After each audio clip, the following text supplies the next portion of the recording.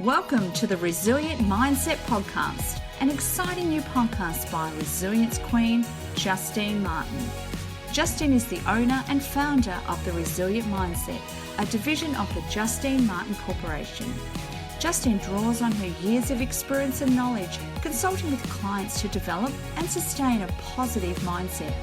Focused on igniting your passion, purpose and power, follow the Resilience Queen each week as she delves into the mind of her guests, exploring fascinating stories and inspiring. Welcome back, listeners. Today I've got with me Andrew Jobling. Andrew played professional Australian football for 7 years has more than 30 years experience in the health and wellbeing industry. He is the best-selling author of 8 books, including Eat Chocolate, Drink Alcohol, and Be Lean and Healthy, The Wellness Puzzle, and his latest, Tears of Joy. For the last 20-plus years, he has been writing, mentoring, podcasting, and speaking to many audiences. Welcome, Andrew. Hi, Justine. How are you? I'm great. And yourself? I'm good. Thank you very much. All right, let's get into it. What does resilience mean to you?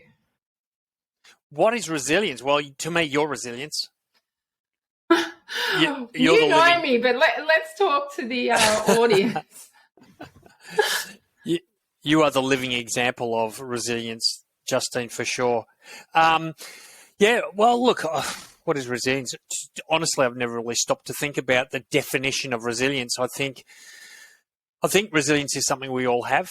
I think it's something that's inbred in every single person, and I believe that when you have a vision and a focus for what you want in your life and you've got a real drive to make that happen, then resilience just is a natural thing that shows up in your life. It's that ability to keep going when things don't go in the way you want. It's ability to bounce back. It's ability to find solutions and overcome obstacles and challenges. It's really, resilience is just, I guess, persistence to keep going until you get what you want. Yeah, that's right. It is. And having those coping mechanisms in order to bounce back as well. Yeah, absolutely. Yeah. So What's an adversity that you faced, Andrew, and how did you draw on your resilience to cope? Okay. Well, I think, in life we all deal with adversity, don't we? I mean, everyone's had adversity in their life. And, my adversities, I've gone through a lot of adversity, from losing my mum to cancer, being married 3 times and 3 divorces, to being sacked from a professional football club, to being in debt multiple times. I guess, I think probably the one story that I tell a lot is when I found myself in $100,000 debt. I was working as a personal trainer. I was working 15 plus hours a day as a PT, just slogging it out. I'd done that for about 10 years. And to be honest, I was getting a bit sick of working from 5 in the morning till 9 o'clock at night. And as anyone would. I think you would. I loved it to start with. I was very passionate about what I was doing. But at the end of the day, when it gets to the point where you're just doing it to pay your bills and to live, it starts to lose its luster. I made a decision after getting very inspired about nutrition and learning a lot about, how healthy eating can really help people. My spontaneous and crazy decision, which I'm prone to make, was to buy a cafe, in addition to being a part owner of a personal training business in which I was working 80 hours a week. Yeah. So you can imagine what happened from working 80 hours a week in a PT business to working well over 100 hours a week in 2 businesses. For the next 2 years, I ended up just working myself into the ground, found myself in $100,000 debt, and was probably at that moment in the lowest point I've ever been in my life. Just this dark place where I felt I was broken, burnt out. I was discouraged. I was probably bordering on the point of depression. It could not be any worse. And I think that was a spark, that moment. And I'll look back at that moment. I'm grateful for that moment now, because I sat there that day, and I remember this is about 20 years ago now. So I sat there that day and just head in my hands, going, well, how do I get out of this? And, I started to just reflect on my life, and I thought to myself, this is not the life I want to live. So I asked myself a question. a question I'd never asked myself before because we don't get encouraged to ask this question. I asked myself, Andrew, how do you want to live? Not, Andrew, what do you want to do? Not, Andrew, what do you want to become? How do you want to live?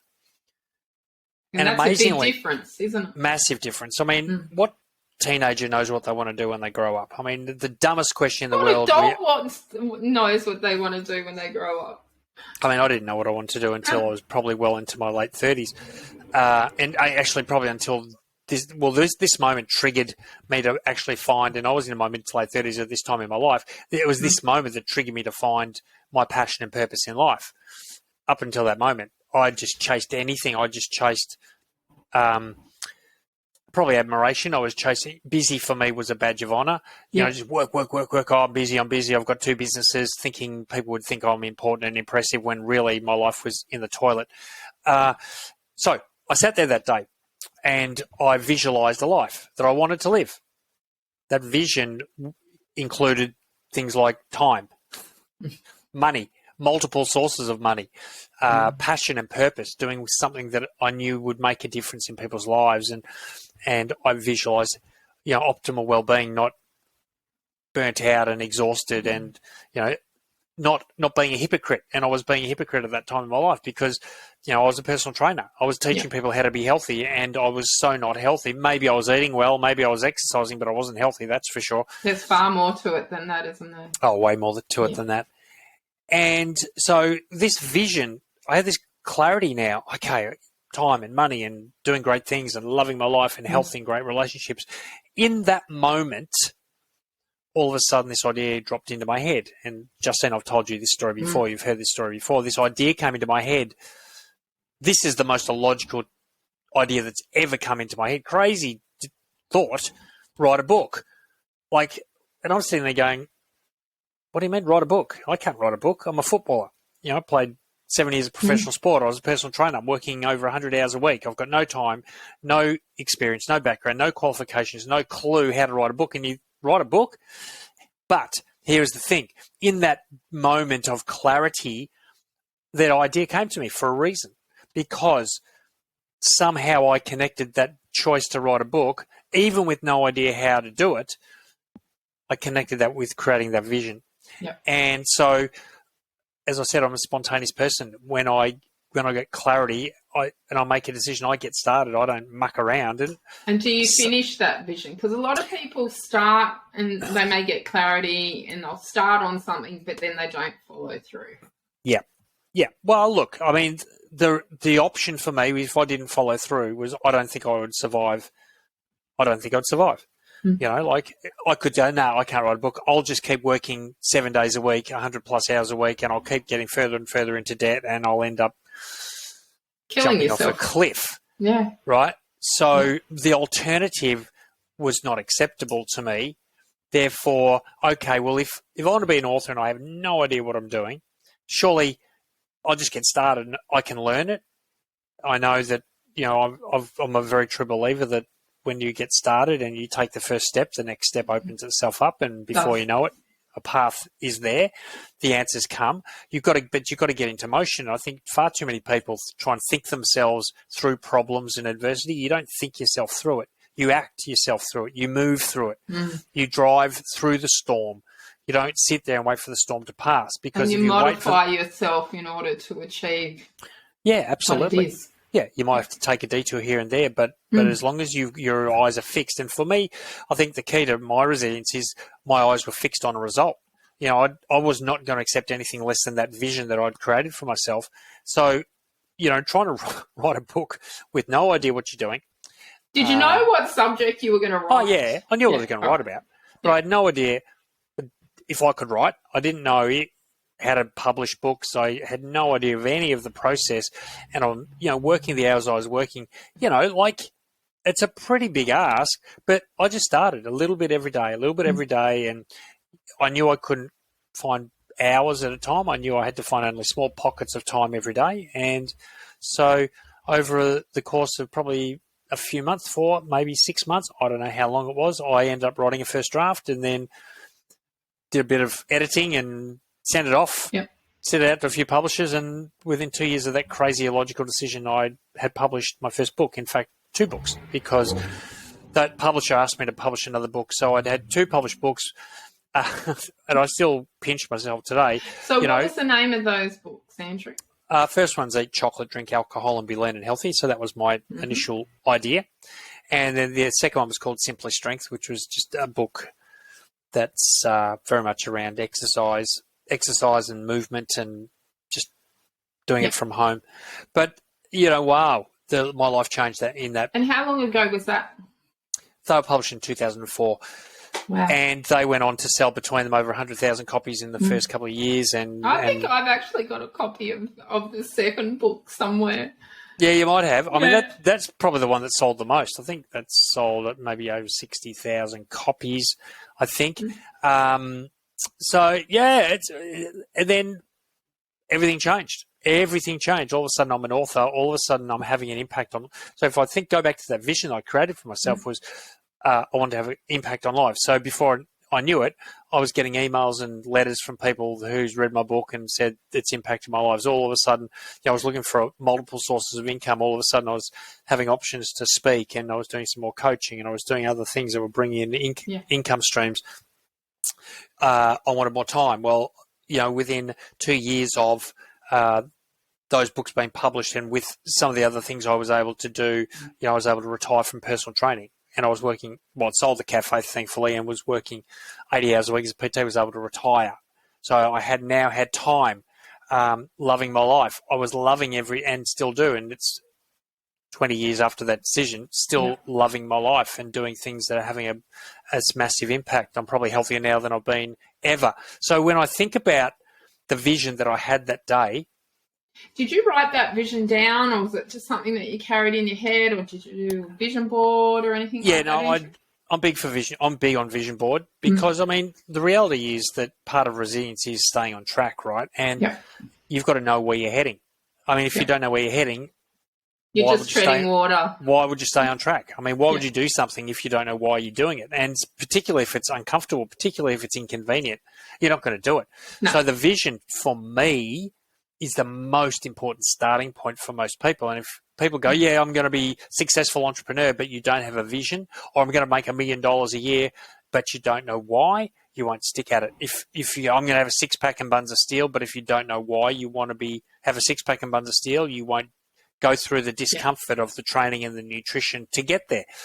You've got to have clarity. That's I believe, the key component, well, certainly the key starting point to resilience and achievement. Yeah, no, definitely. And I'm all about vision boards, and I teach other people on how to create their vision boards and what they need to do. So if you are listening today, you can contact me at hello@justinemartin.com.au, and I can walk you through that process.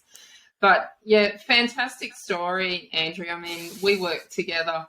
You're my writing mentor, so I am. We do spend a bit of time together, and it amazes me on how many books that you've actually published in a relatively short period of time as well. So your latest book being Tears of Joy. Do you want to talk about that one?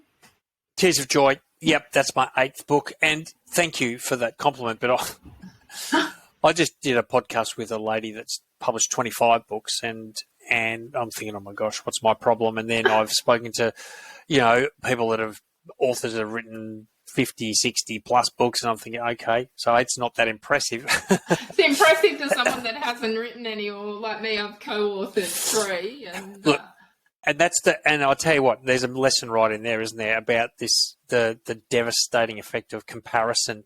Yes. And too many people, again, I do work with authors, and Justine, the reason why most people don't finish what they start is comparison. They're comparing themselves to other people. They compare themselves to me. Andrew, you've done this, and you can't. And look, the reality is every expert or every one that's done something amazing started as a beginner, and they were clueless. We were all clueless. At one point, we had to decide we were going to learn and get better and improve. So, Tears of Joy. So, look, I guess Tears of Joy really is a book about my life. Really. I mean, it's a book about what I've learned. It's a book about my understanding of what is success. And to me, success is not an achievement. To me, success is a feeling. To me, success is waking up in the morning going, I love this. I love a new day. Whereas I just feel like most people don't feel, and it's got nothing to do with how much money you've got in the bank. It's got nothing to do with how many books you've written. It's got nothing to do with whether you've got a six-pack or buns of steel, which, I chased for a lot of my life. I chased achievement as validation to be happy in it. And whilst I achieved, I played professional sport. I'm now an author. I worked very hard on an impressive body to, get girls chasing me down the street. Never got girls chasing me down the street. I was going to say, and how'd that work for you? Didn't work. And part of the reason was because I didn't love me. Yeah. I didn't love me. And that's that whole self-care thing as well. Yeah. I kept focusing on external things, thinking success was about external achievement. And what I currently now know, success is not about any of that stuff. Success is about how I feel about me. Success is about my identity, what I do, what I bring, what I, every day, my weaknesses, my flaws, my insecurities. I've learned to love that about me.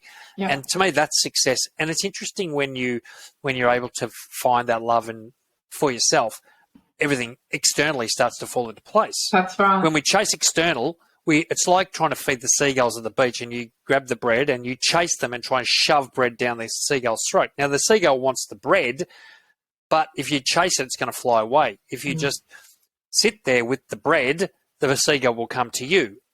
It's the same thing when we try and chase external achievement. What we're doing is we're really chasing happiness away. We're chasing, that true joy of life. We're chasing it away when we start to work on our inside and who we are and the best version of ourselves, and we tend to attract what we want. So Tears of Joy, success, and Tears is an acronym. For me, my whole goal is to help people live a life of joy. That's my vision, to help, because I've been able to achieve it. Have I there yet? No way. I've still got way more I want to do in my life, but I love where I'm at, and I love who I am in the journey. So my goal is to help people experience tears of joy, which is, when we have this incredible, overwhelming feeling of joy or achievement or success or love, whatever it might be, and we cry. To me, that's an indication that we're really living our best life. So the TEARS is an acronym. It's a formula for achieving that. I've tried to demystify and simplify, I don't know what to call it, achievement, success, whatever you want to, fulfillment, meaning, whatever you want to call it. And the acronym is it stands for a thought. Everything we have in life, everything we experience currently, and we like to blame people and circumstance. We like to blame the government and the coronavirus, and we like to blame the weather. And when you live in Victoria, Justine, we love to blame the weather. As a PT, something one day. Well, as a PT, how many times did I get the old, I would have gone for a run this morning, but it was raining. And my response was always, well, you're waterproof. Yeah. Yep. A bit of rain, and that stops people. And but I would have done it except. So we tend to blame external things, but the reality is it's our thought, our beliefs, our perspective. And our vision. That starts this whole process of either wonderful achievement and healthy outcomes, or, as we can see quite readily all around the world, we see depression, we see anxiety, we see suicides, we see sickness, we see poverty, we see divorce, we see all sorts of outcomes that no one planned, yet and this is, I want people to take this the right way. You're responsible for your outcomes, and that can be hard to hear, but we need to hear it, because I needed to know that I'm responsible for 3 divorces. I'm responsible for my debt. I'm responsible for, when I got sacked from St Kilda Footy Club, I wanted to blame everyone else. I wanted to blame the club and the coaches and the fans and the other players, and the fact that I was too skinny and not talented. I wanted to blame everything, but the reality was it was my dumb thinking, my limiting beliefs that created an emotion. So our thought will always lead us to an emotion. When I feel like I can do it and I'm going to do it, when I decided that I was going to become an author, I just said, I'm going to become an author. I visualized that and I got excited. So if I sat there and go, I want to be an author, but there's no way I can't write, I've got no time. And how many people do you hear, I want to write a book, but don't actually follow through with it? Simon. Well, and they talk themselves out of it. Now, they will justify it, like everything. We will justify, look, I could have written a book, but, right? Yeah. And they will blame that and hang on to that justification until their dying day. But the reality is, if you just believed, and this is an interesting one, when I decided to write a book, it wasn't that I knew I could do it. I just didn't know that I couldn't. Yeah. Right? So in other words, in my mind, well, why can't I? I mean, there's no evidence to prove that I can't do it. I mean, if you put me in a court of law, put me on the stand, and you put all the evidence against me, Andrew Jobling cannot be an author, you would not be able to, nothing would hold up in a court of law. You could not find evidence to support the fact that I can't do it. Therefore, there's a chance I can. That was enough for me. So I got excited. That emotion moved me into action. That's what the A is. You see too many people, they get the thought or the vision, they get a bit excited, then they go back into the thought. Big mistake. You don't want to go TET, you don't want to go thought, emotion, thought. You want to go thought, emotion, action. Because if you go back into thought, this is where people start to overanalyze and weigh up pros and cons and come up with all the reasons why they can't do it, and then they stop right there before they even get started. So, head to heart, then you get into action. And I encourage people to take action, spontaneous action. Don't wait. Don't wait till tomorrow. Don't wait till the sun comes up. Don't wait till the sun and the moon are in alignment. Don't wait till the weather's better. Don't wait till just action. Things open up, because they never will. Don't wait till you've got the time, because you'll never have it. Take action. Act. While the feeling's strong, while the feeling's there, because that positive, strong emotion won't last forever. Act while you've got it. Because when you take the action, you reinforce that emotion. You start to build belief. You start to build confidence. That action will go, okay, cool. I've taken the first step. Therefore, I can take the next step. Yeah.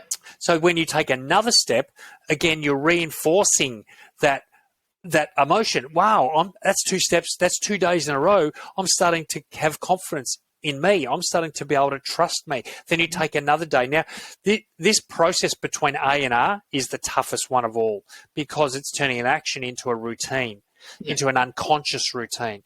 And as anyone knows that's tried to create positive change or permanent change, it's hard, because we have got neural pathways in our brain that are always dragging us back to old ways of doing things. If you're trying to give up a bad habit like smoking, you know how hard that can be. If you're trying to get into the habit of getting up in the morning and going for a walk or run when you're used to sleeping in or hitting the snooze button, when you're trying to eat a way that's different, when you're trying to compliment people when your normal routine might be to criticize people, when you're trying to start to write your book every day when it's not part of your routine, watching TV would be a much simpler option, and that's what you would normally go to.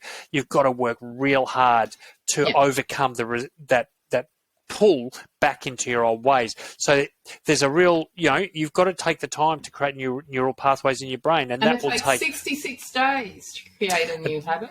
It does. And that's consistently every day. It's every day. Now, so the key then is how do people get through 63, 66 days, whatever it might be, and don't try and do it alone. I think the problem the biggest mistake most people is think, I can do it, I'm tough, and they think willpower's the answer. And they see it as a sign of failure to ask for help. Willpower is not the answer. It certainly isn't. Community is a big part of the answer. Finding accountability partners, finding people to encourage you, support you, certainly your vision board. I have a tool, and it's in the book. It's a 63-day tracking sheet where you focus on one day, only one day. You don't have to worry about 63 days or 66 days. You focus on today. What can I do today? Okay, if I'm going to be a healthier person, can I eat breakfast today? Yep, I can do that. Good, do that. Yay, celebrate. Can I eat drink an extra litre of water a day? Yep, I can do that. Once you've done it, yay, celebrate. Can I do 10,000 steps today? Of course you can. You can do that. We can all do that. And when you do it, you celebrate, and you've won the day. If you do that every day, very soon, that just becomes what you do, who you are.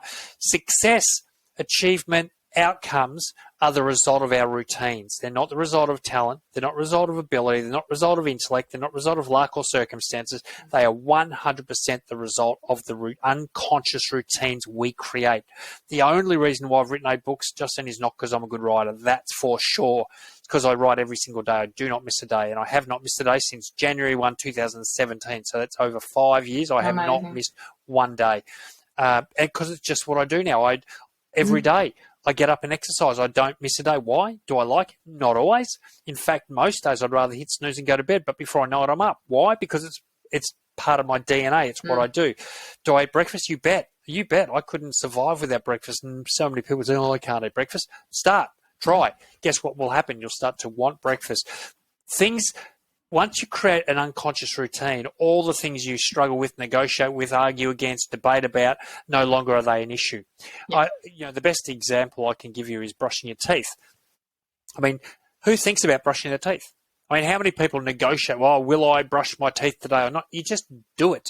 Why? Because you've done it for so many years. It's just an unconscious routine. That's what it is. And often people find themselves brushing their teeth and they don't realise they've walked into the bathroom. They can't remember having unscrewed the lid off the toothpaste, putting the paste on the brush and sticking it in their mouth. All of a sudden they're there and, how did I get here? Unconscious routine. That's the key to the best life you can live, is build just one action, one behaviour at a time, build it into this strong neural pathway in your brain deliberately to the point where you don't have to worry about it anymore. It's just what you do, and you watch what starts to come back in your life. Then you get success. Automatically. It's predictable. It's not luck. It's not talent. It's predictable based on habits. And that's right. But it all starts with that thought. So everything, you've got to come back to the thought. And the thought is the vision. Okay, what do I want?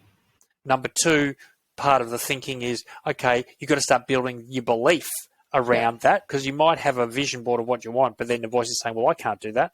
Well, stop telling yourself you can't and start finding out how you can. My mum used to always say there's no such word as can't. Always say yes, always a way. And then work out how to do it. Exactly. Well, how do I write a book? I've got no idea, but I can work it out. Yeah. The first action I could take is ring someone that knows what they're doing. The first action, if people are watching this or listening to this and they're going, yeah, I've got this vision, but I don't know what. Okay, well, pick up the phone today, not tomorrow. Pick up the phone and ring Justine or ring me or ring someone, or ring a personal trainer if you want to get into shape, or join a gym, or jump online. There's also the University of YouTube, which I promote quite often through here. So there's stuff we are living in an age where we can just find out instantly how to do something. It's not difficult. We make life so difficult. We complicate things so much. I think our false beliefs get in the way. I mean, I teach adults how to finger paint, and they'll often say to me, I can't even draw a straight line. And I'm like, well, yes, you can. Everyone can. And someone back in their childhood has commented on a painting that they've done or a drawing that they've done in a negative way, and that's been enough to then give them that false belief that they can't draw or paint for the rest of their life. And it's the same with, whatever we've been conditioned to into the past. Just changing your false beliefs and recognising what your false beliefs are for a start, and then work on changing them. And you can change them. You can change them. There's two pieces to it. I think affirmation's one of them, creating these positive affirmations. But if you don't couple that with action, the affirmations won't work. They won't stick. You can't say to yourself, I'm a best-selling author and not write. You have to actually do some writing as well. You can't say I'm lean, fit, happy, and healthy while you're sitting on the couch eating chips.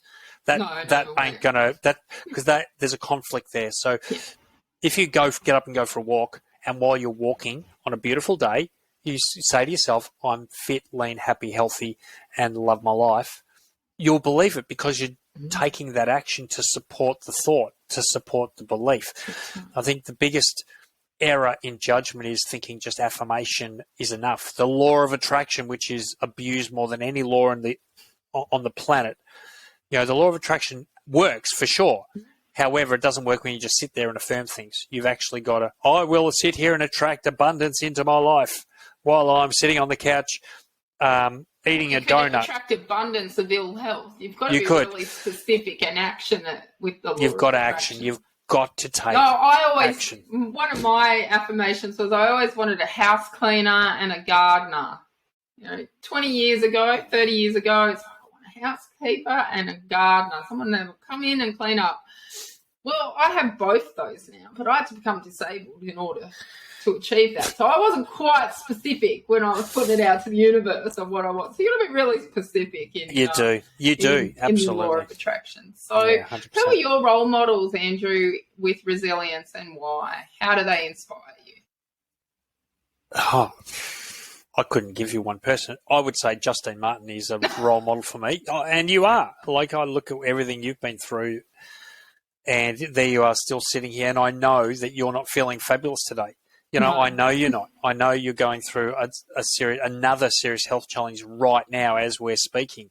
Yet you sit there with a smile on your face, with a desire to do something that has an impact on lives. To me, that's inspiring. I have my own podcast, Justine, as you know, and Yes. I talk to people way more inspiring than me. That's for sure. Like, I've just finished a podcast with a lady who has had decades of sexual abuse, physical abuse, domestic violence, drugs, alcoholism. She was on the verge of suicide. On the verge, she had it planned, and just by divine intervention, she ended up in a weekend women's retreat, and she heard something that now she teaches people and inspires people. My partner is an amazing lady who's been through, at the age of 19, wrapped her car around a pole and smashed her face in, got an acquired brain injury, and told she would never live a normal life and be reliant on others, would be brain damaged. She now is a gorgeous lady that I care about enormously, and she lives a normal life, got 2 girls. You know, she's an inspiration. She's an author and a speaker. You know, I've spoken to all sorts of incredible people that have gone through so much trauma. What's the name of your podcast, Andrew? Let's give your podcast a plug.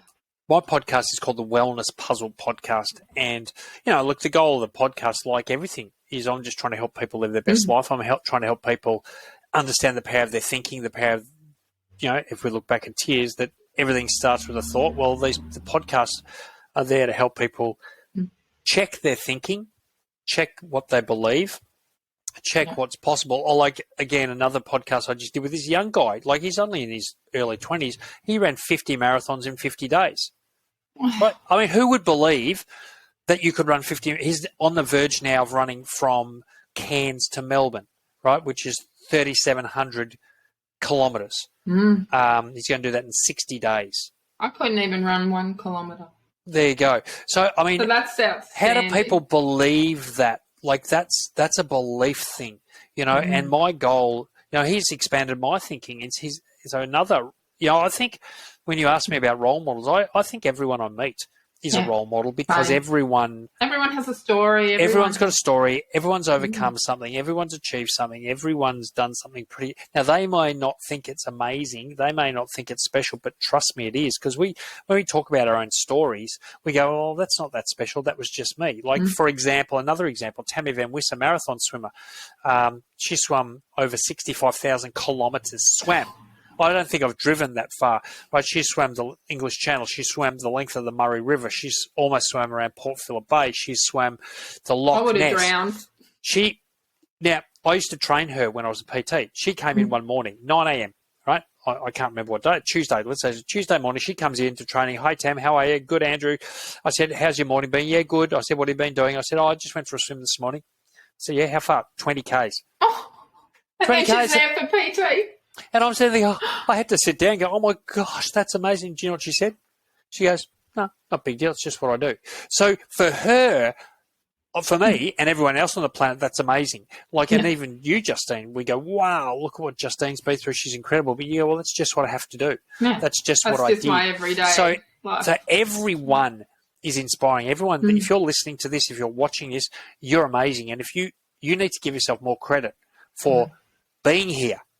Still being here and doing what you do. And if you've got kids, you're a parent, so you're a role model to your kids, and you've overcome stuff. Where everyone's got resilience, everyone's got this abundance of potential, everyone's got this incredible capacity. You've just got to get a vision. Yeah, comes back to a vision. How do I want to live? Not what do you want to do? Wrong question. How do you want to live? Because I guarantee you, the "how do you want to live" question and the "what do I want to do" question may not be consistent with each other. They may be mutually exclusive. Because if I say I want to be a personal trainer,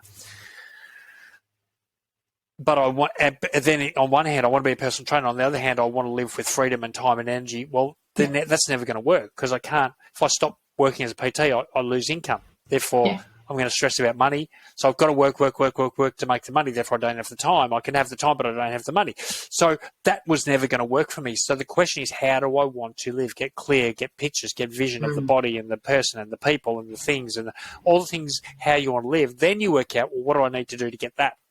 Yeah. That's why the idea came to me to write a book.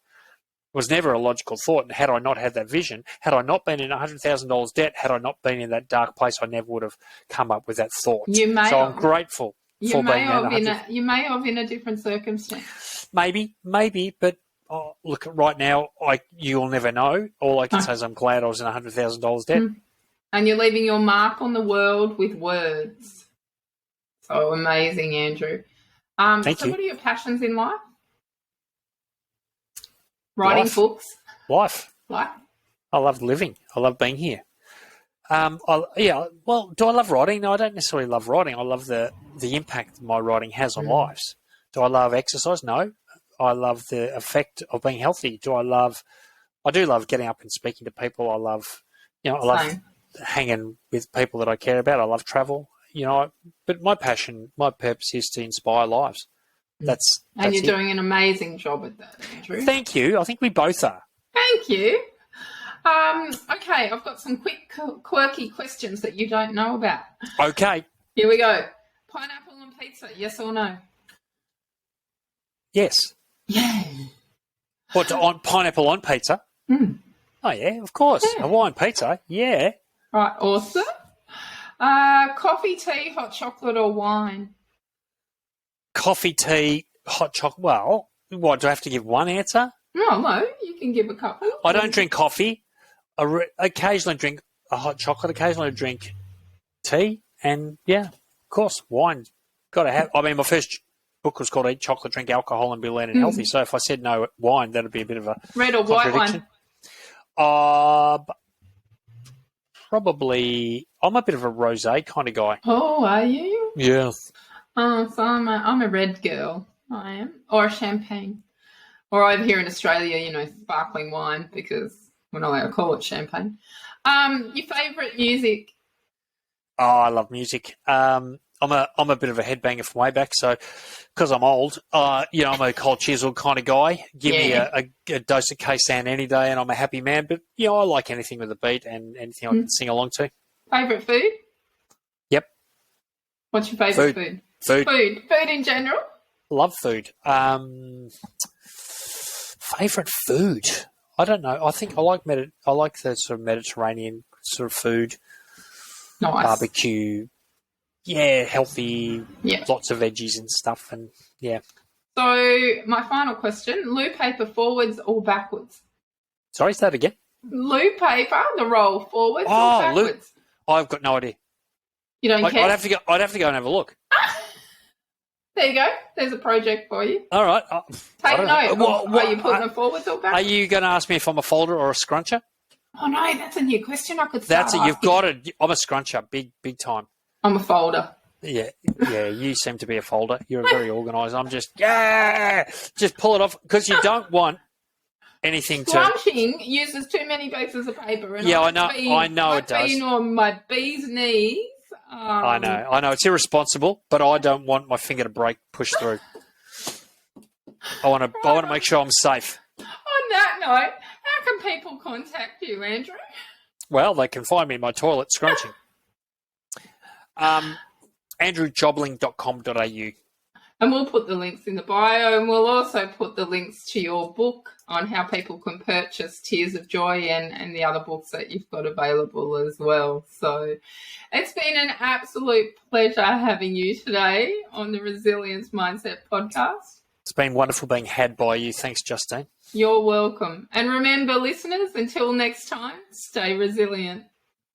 With over 11 years public speaking expertise, Justine thrives on delivering a powerful and empowering keynote to audiences of all sizes. From a packed room of 500 people to an intimate gathering of 50 people, Justine will command the room with her inspiring journey and engaging anecdotes. Email hello@justinemartin.com.au to book Justine for your next event. We hope you enjoyed the Resilience Mindset podcast. Remember to subscribe to the podcast to get your weekly fix listening to Resilience Queen Justine Martin.